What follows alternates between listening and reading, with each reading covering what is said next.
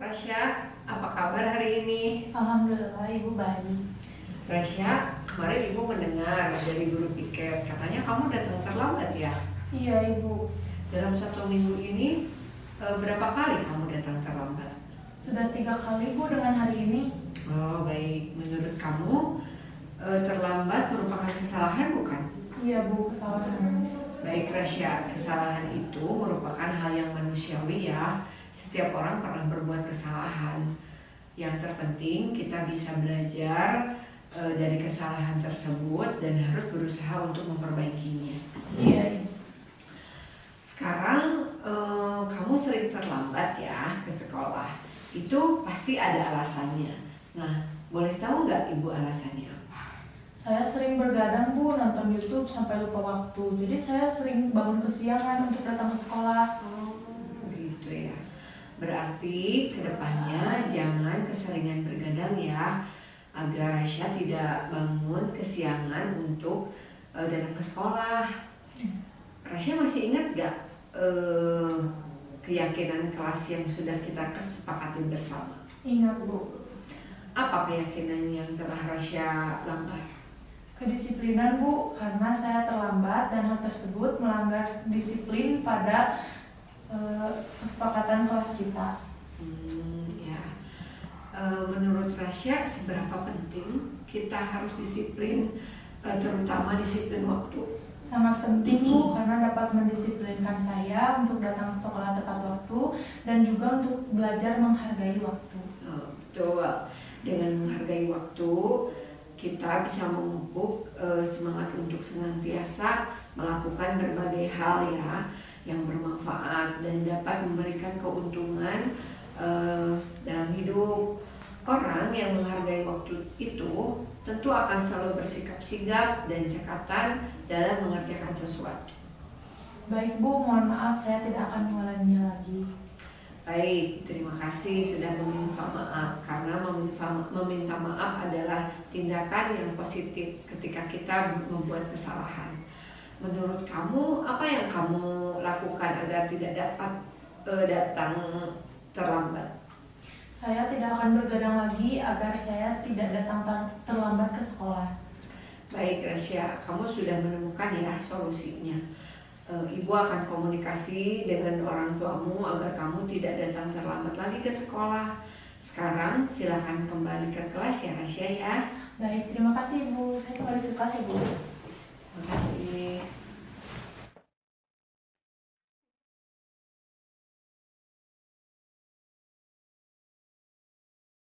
Assalamualaikum warahmatullahi wabarakatuh. Saya Rasya Sandi, kelas 12 OTKP.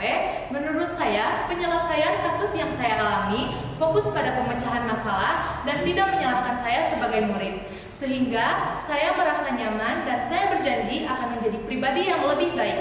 Terima kasih. Wassalamualaikum warahmatullahi wabarakatuh.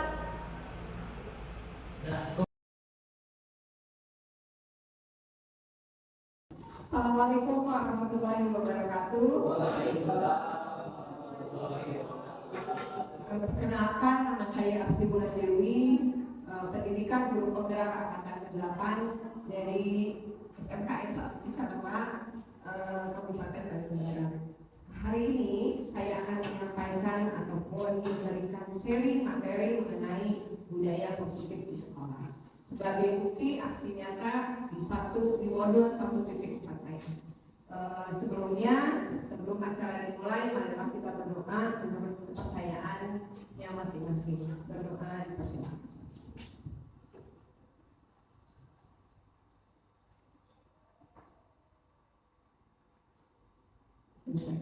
Terima kasih. Dalam memasuki kelas, kita mempunyai satu kesepakatan kelas. Yang pertama adalah hadir tepat waktu. Ibu bapak semuanya terima kasih sudah hadir tepat waktu. Yang kedua, menghargai pendapat orang lain, di mana nanti kalau ada penugasan itu bisa menghargai pendapat dari orang lain. Yang ketiga, pada saat pembelajaran tidak menggunakan gadget, jadi mohon ibu bapak semuanya di-saving dulu untuk diikuti. Yang keempat, aktif berdiskusi pada saat nanti kita akan berdiskusi, ibu bapak diharapkan untuk bisa berdiskusi kondusif satu sama lainnya. Yang kelima, menjaga kebersihan ruangan. Yang keenam, ketika izin meninggalkan ruangan saat pembelajaran. Jadi Ibu Bapak kalau ingin meninggalkan ruangan ini untuk keperluan atau kegiatan keluar menerima telepon, silakan untuk izin terlebih dahulu. Sepakat untuk kesepakatan masa ini? Di dalam budaya positif itu ada beberapa yang harus kita pahami ataupun kita jalankan. Yang pertama adalah perubahan paradigma belajar, yang kedua disiplin positif, yang ketiga nilai-nilai kebajikan, yang keempat kebutuhan dasar manusia, yang kelima motivasi perilaku manusia, yang selanjutnya posisi kontrol guru, selanjutnya ada keyakinan keras, selanjutnya juga yang terakhir ada segitiga restitusi. Di dalam semuanya ini kita akan jabarkan satu persatu. Yang pertama adalah pembelajaran dengan paradigma baru. Pembelajaran dengan paradigma baru merupakan pembelajaran yang dirancang berdasarkan prinsip pembelajaran. Di sini adanya diferensiasi. Sehingga para peserta didik belajar sesuai kebutuhannya berdasarkan tahap perkembangan sesuai teori psikologi modern untuk mewujudkan profil belajar Pancasila. Profil belajar Pancasila bisa dilihat di sana. Salah satunya adalah ada gotong royong, mandiri, kritik ya, bernama kritis. Oke, selama ini banyak yang terjadi di pendidikan itu ada yang namanya konsepsi teori kontrol. Artinya semua guru-guru itu adalah satu. Ilusi guru itu mengontrol muridnya. Ibu bapak merasa nggak suka mengontrol muridnya? Merasa ya. Selanjutnya ada ilusi bahwa penguatan positif efektif dan bermanfaat. Apa yang diberikan sama gurunya itu bermanfaat efektif gitu. Tapi belum tentu diterima sama muridnya. Ya. Selanjutnya ada ilusi bahwa dan membuat rasa bersalah mampu menguatkan karakter. Ya, saya ini guru. Jadi kalaupun kamu salah, ya kamu salah. Yang benar adalah guru, gitu ya. Itu adalah miskonsepsi teori kontrol. Selanjutnya, yang terakhir adalah ilusi bahwa orang dewasa itu bisa memaksa. Pernah dirasain sama ibu bapak suka maksa di murid? Pernah ya? Pernah ya, karena ada satu egoisme di situ bahwa guru itu adalah sempurna. Oh ya, selanjutnya, bagaimana sih merubah paradigma stimulus respon ke teori kontrol? Ini ada di sini ada realitas, teori kontrolnya juga realitas. Bahwa stimulus respon semua orang melihat hal yang sama, setiap orang memiliki gambaran yang berbeda. Itu yang terjadi ya ibu bapak. Terus kita mencoba mengubah orang agar berpandangan sama dengan kita. Lalu selanjutnya kita berusaha memahami pandangan orang lain tentang dunia. Itu yang terjadi ya. Perilaku dilihat sebagai suatu kesalahan, suatu perilaku memiliki tujuan. Ada orang lain bisa mengontrol saya, hanya Anda yang bisa mengontrol diri Anda. Ya, jadi ini adalah stimulus respon, ini adalah teori kontrol. Jadi nanti diluruskan oleh teori kontrol ibu bapak ya dari miskonsepsi yang tadi terjadi. Selanjutnya, nah ini adalah selanjutnya adalah di dalam konsep itu ada selanjutnya ada disiplin positif. Nah, disiplin positif, disiplin berasal dari kata disiplina yang berarti belajar. Disiplin mengacu pada disiplin diri yang memiliki tanggung jawab terhadap apa yang dilakukan berdasarkan nilai-nilai yang dimiliki. Lalu selanjutnya ada disiplin positif itu apa? Merupakan salah satu cara menerapkan disiplin yang bertujuan untuk menumbuhkan kesadaran serta memperdayakan peserta didik tanpa imbalan, reward, ancaman ataupun hukuman. Ya, jadi kalau misalkan apa sih nanti perbedaannya hukuman, reward, ya itu nanti dijelaskan. Next. Sebagai pendidik, tujuan kita adalah menciptakan peserta didik yang memiliki disiplin diri sendiri, sehingga mereka berperilaku mengacu kepada nilai-nilai kebajikan yang dipaksa, artinya menyeluruh, dan memiliki motivasi intrinsik dalam perubahan perilaku ke arah yang lebih baik. artinya ada kesadaran di dalam dirinya siswa ataupun kita sebagai paham. Ya. Selanjutnya, nilai kebajikan, nilai yang disepakati bersama tetap dari suku bangsa, agama, bahasa maupun latar belakangnya. Ini adalah ada contoh nilai kebajikan institusi ataupun organisasi. Ada 3. Ada dari profil pelajar Pancasila, itu ada beriman bertakwa pada Tuhan Yang Maha Esa dan berakhlak mulia, berkebinekaan global, gotong royong, mandiri, kreatif, dan bernabi. Selanjutnya, ada IBES Primary Years Program. Ada toleransi, rasa hormat, integritas, mandiri, menghargai, antusias, empati, mengetahukan, kreativitas kerja, kerjasama, percaya diri, dan komitmen. Selanjutnya ada life skill-nya, ya, dapat percaya, lurus, hati pendengar yang baik, tidak meremehkan orang lain dan memberikan yang terbaik dari dirinya. Artinya nilai-nilai kebajikan ini memang harus ada di dalam satu pendidikan, karena kita guru adalah sebagai pamong. Sementara siswa ataupun murid itu adalah sebagai seni untuk bisa tumbuh sesuai kodrat zamannya dan kodrat alamnya. Ya. Selanjutnya ada kebutuhan dasar manusia. Kebutuhan dasar manusia adalah segala sesuatu yang kita lakukan untuk tindakan yang kita lakukan memiliki tujuan tertentu, dan semua usaha terbaik yang kita lakukan adalah dalam rangka agar kebutuhan dasar kita terpenuhi dengan baik. Ya, artinya ada kebutuhan gurunya itu seperti apa, ada kebutuhan siswa ataupun murid itu seperti apa. Karena kita manusia ya, punya kebutuhan yang harus dipenuhi. Apa saja kebutuhan dasar manusia?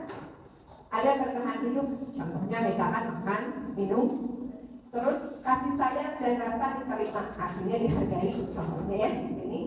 Adanya penguasaan, jadi adanya ingin rasa prestasi, itu penguasaan. Pasti di setiap siswa juga ataupun di guru pasti ini ada yang namanya penguasaan ya.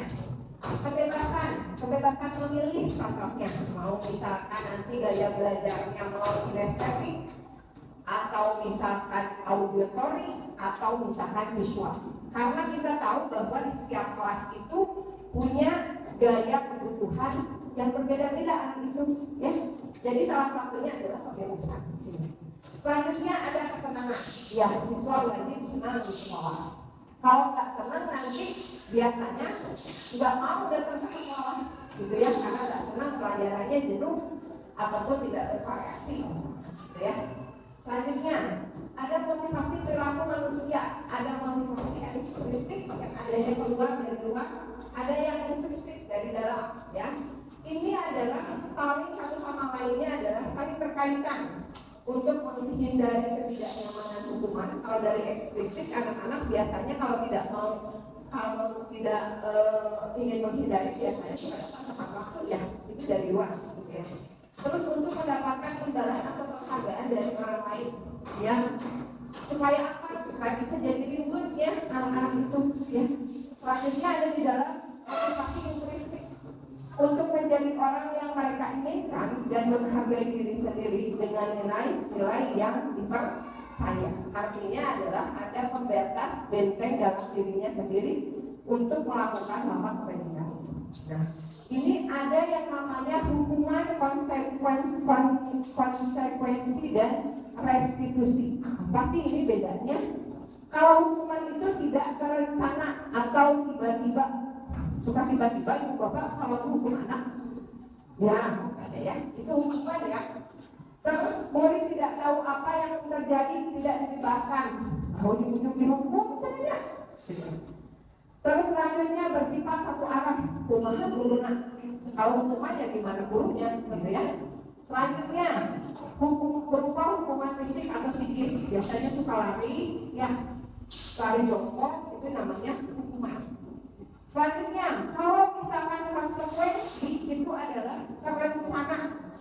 Seperti misalkan kalau misalkan anaknya nilainya jelek, berarti nanti konsekuensinya harus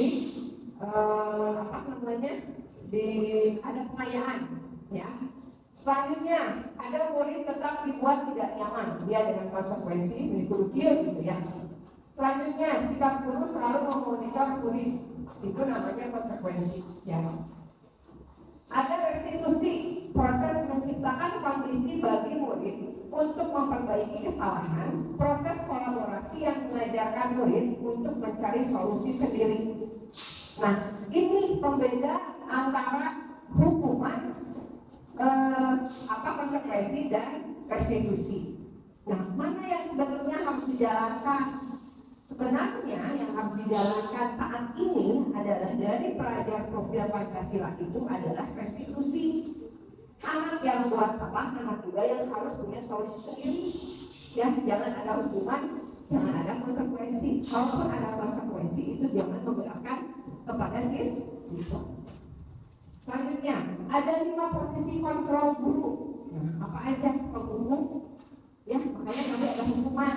Ya, terus ada pembuat rasa bersalah, ada sebagai teman, pemantau, sama sebagai manajer.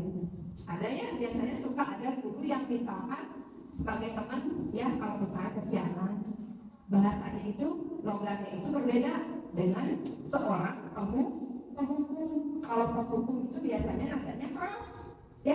Kalau teman itu sebagai teman, nadanya keras biasanya, ya seperti itu. Ada contoh penerapan 5 posisi kontrol guru. Contohnya nih, kasus siswa tidak memakai atribut lengkap saat upacara. Dan ini biasanya kita sebagai konsekuensi ya, gitu ya. Guru itu memonitor muridnya ya pada saat yang namanya saat upacara tidak pakai topi, tidak pakai atribut, ya. Itu misalkan contohnya di sini adalah hormat pada bendera 1 jam. Itu sebagai contoh penghukum, ya. Ada berapa kali ibu, bapak harus memberitahu kamu selalu saja mengecewakan ibu dan bapak. Itu sebagai pembuat rasa bersalah. Makanya nadanya itu berbeda ibu bapak itu kalau misalkan di posisi kontrol itu. Terus, apakah kamu tahu kesalahan kamu? Kira-kira bagaimana kamu memperbaiki kesalahan kamu? Ini adalah contohnya sebagai manajer, dan ini biasanya yang harus dilakukan oleh seorang guru kepada siswanya untuk zaman sekarang. Karena siswa sekarang itu adalah siswa yang seperti generasi generasi strawberry. Jadi bagus di luar, lembek di dalam. Jadi Bapak rasakan seperti itu ya. Jadi seperti kuat gitu ya, di luarnya manis, lucu gitu ya. Tetapi pada saat dimarahi sedikit ataupun dikasih tahu sedikit, anak itu lembek ya, anak itu ngeges gitu ya.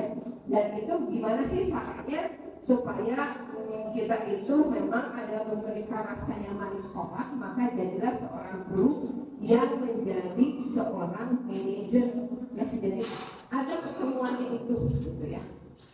Selanjutnya Pak. Oke, Ibu Bapak, kita berdiri sejenak ya Ibu Bapak untuk SBB.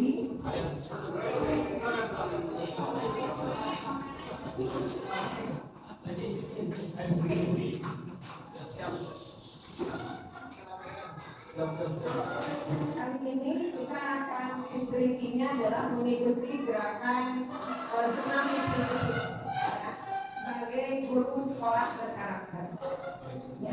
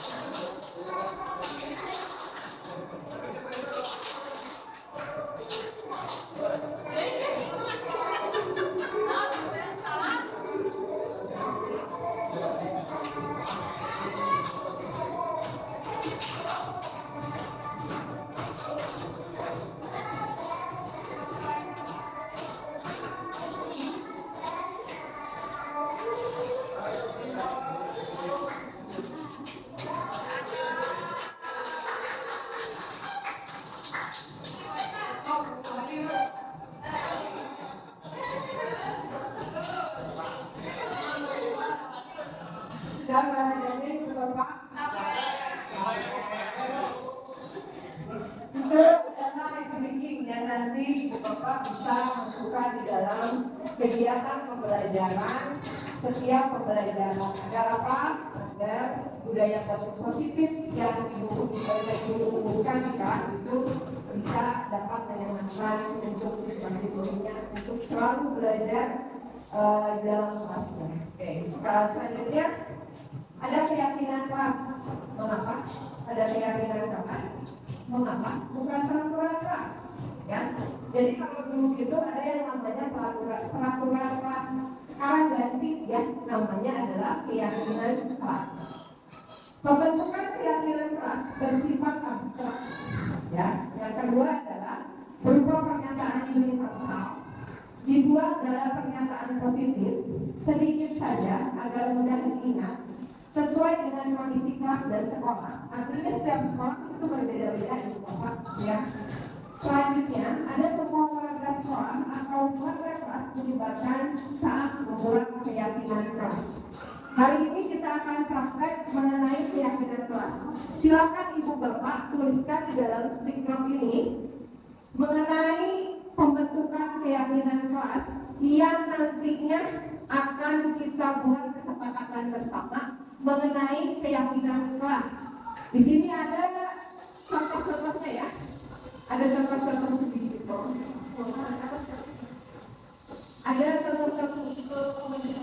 Ada contoh-contohnya adalah sesuai kondisi kelas, sekolah, semua warga sekolah itu dilibatkan. Artinya kita mulai dari kita sendiri ya Ibu Bapak ya. Kita mulai dari contoh pembuatan keyakinan kelas. Jadi keyakinan kelas itu yang Ibu Bapak inginkan itu seperti apa? Yang cukup paham Ibu Bapak?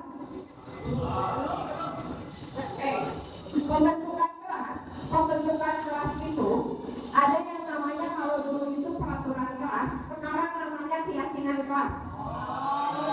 Ya, keyakinan kelas. Jadi nanti kalau Ibu Bapak masuk di pertemuan pertama itu Ibu Bapak jangan bilang peraturan kelas, tetapi namanya keyakinan kelas. Nah, apa yang dibangunnya itu adalah sifatnya abstrak, tidak terlihat tapi harus dilakukan Ibu Bapak ya. Berupa pernyataan universal, artinya disepakati oleh semuanya. Selanjutnya sedikit saja agar mudah diingat. Contohnya misalkan tepat waktu, disiplin waktu, atau ada lagi misalkan buang sampah pada tempatnya. Kenapa? Balik lagi ke sini sesuai dengan kondisi kelas dan sekolah serta dibuat dalam pernyataan positif. Kan nggak mungkin setiap peraturan kelas itu ataupun kalau sekarang itu namanya keyakinan kelas itu sifatnya negatif, nggak mungkin ya. Nah, silahkan Ibu Bapak tuliskan di dalam stick note ini keyakinan kelas seperti apa yang akan Ibu Bapak bentuk. Paham ya seperti ini Ibu Bapak? Baik.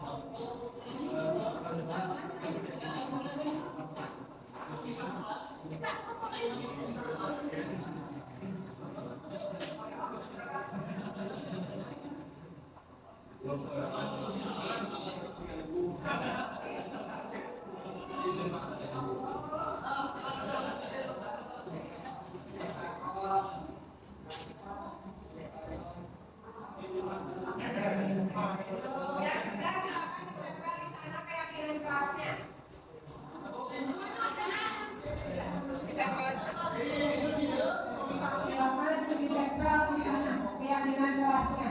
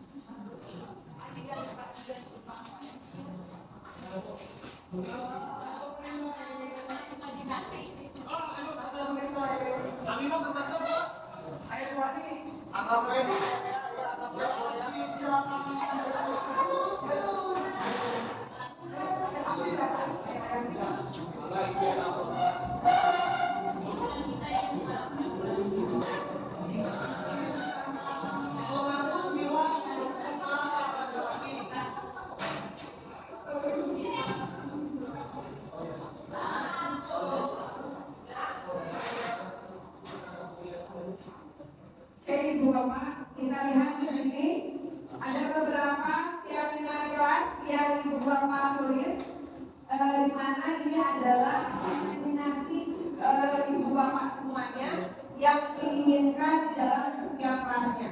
Ya, bahwasanya pendidikan dan pakaian siswa harus rapi, salah satunya menjaga kebersihan kelas, bertanggung jawab, jujur, masuk kelas tepat waktu, simpan alat pada lemari alat. Artinya ini sama dengan tanggung jawab Ibu Bapak. Tugas dikerjakan, HP-nya digunakan pada saat mencari referensi belajar saja. Kondisi tidak mengobrol, menjaga kebersihan, disiplin positif, kebiasaan positif yang pertama. Ini adalah salah satu contoh keyakinan kelas. Nanti Ibu Bapak menunjukkan dan ini akan menunjukkan pertama dan keyakinan kelas secara universal ataupun menyeluruh. Contoh ini Ibu Bapak ada yang namanya segitiga restitusi. Segitiga restitusi itu ada yang pertama adalah menstabilkan identitas. Yang kedua, validasi tindakan yang salah. Yang ketiga adalah menyatakan keyakinannya. Nanti saya akan berikan contohnya di akhir. Segitiga restitusi itu adalah suatu proses yang dijalankan oleh guru agar dapat menghasilkan murid yang mandiri dan bertanggung jawab. Ya. Menstabilkan identitas itu berdasarkan prinsip bahwa kesalahan adalah bagian dari proses pembelajaran. Ini biasanya adalah yang akan nantinya ditangani oleh guru-guru ataupun diperdalam oleh dekan, yang pimpinan konseling. Kenapa harus ada seperti ini? Agar kita sebagai parpol tidak menjadi seorang penghukum. Ya, itu adalah pertanyaan-pertanyaannya berbuat salah itu aja. Sering kan Ibu Bapak melakukan hal seperti itu ya. Ya, karena apa? 5 kebutuhan manusia itu salah satunya adalah ingin dihargai ya. Nah, ada permasalahan yang dihargai. Tidak ada manusia yang sempurna. Ya, tidak ada manusia yang sempurna. Yang pasti melakukan kesalahan. Ibu Bapak juga pernah melakukan itu. Ya, agar apa? Agar anaknya menggali anak supaya nanti bisa memvalidasi kesalahannya seperti apa. Next, Pak. Validasi tindakan yang salah berdasarkan setiap perilaku berupaya memenuhi suatu kebutuhan tertentu. Ya, supaya apa tadi? Menggali yang namanya apa yang dilakukan siswanya itu memang melakukan adanya kesalahan. Ya. Contohnya, kamu pasti punya alasan mengapa melakukan hal itu. Ya, sekarangnya kan kita juga apalagi ada hubungannya dengan guru BK ibu ya. Padahal kamu bisa melakukan yang lebih buruk dari ini ya. Supaya kamu menggali itu validasi yang salah itu gimana, gitu ya. Kamu melakukan karena mempertahankan sesuatu yang penting bagimu. Ya, selanjutnya Kalau sudah ada itu, terakhirnya adalah menanyakan keyakinannya.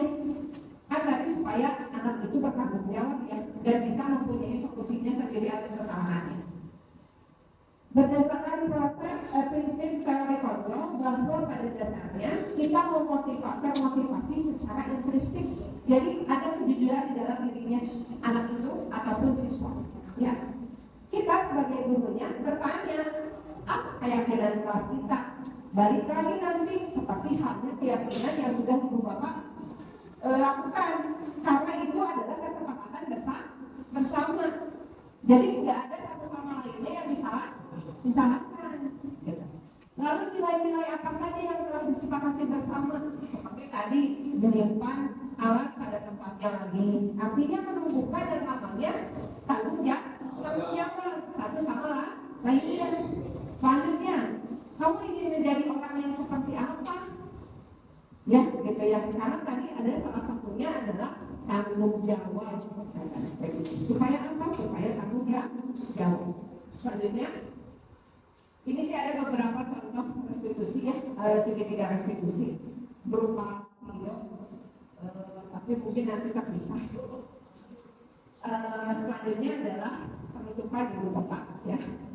Artinya kita bisa menyimpulkan dalam konsep inti budaya positif itu adalah dalam penerapan konsep disiplin positif, hendaknya guru memiliki standar kepribadian profesional dan sosial yang baik, di mana guru mampu merefleksi dirinya dalam kontrol saat ini, bagaimana perjalanan dirinya sebagai among, ya, karena kita itu among, ya, manajer, siap menuntun murid-muridnya menjadi insan yang mandiri, merdeka, bertanggung jawab, karena ini semuanya adalah termasuk dalam standar nasional pendidikan. Itu mungkin ibu bapak yang bisa saya sampaikan mengenai budaya positif. Terima kasih atas perhatiannya. Semoga ilmunya bermanfaat dan bisa diterapkan di dalam kelas ibu bapak semuanya, dan semoga sekolah ini bisa menjadi sekolah panutan untuk kita semuanya dalam menjalankan diri kita sebagai among ataupun pamong untuk anak didik kita, murid-murid kita. Sebelumnya dan sudahnya saya ucapkan terima kasih. Assalamualaikum warahmatullahi wabarakatuh.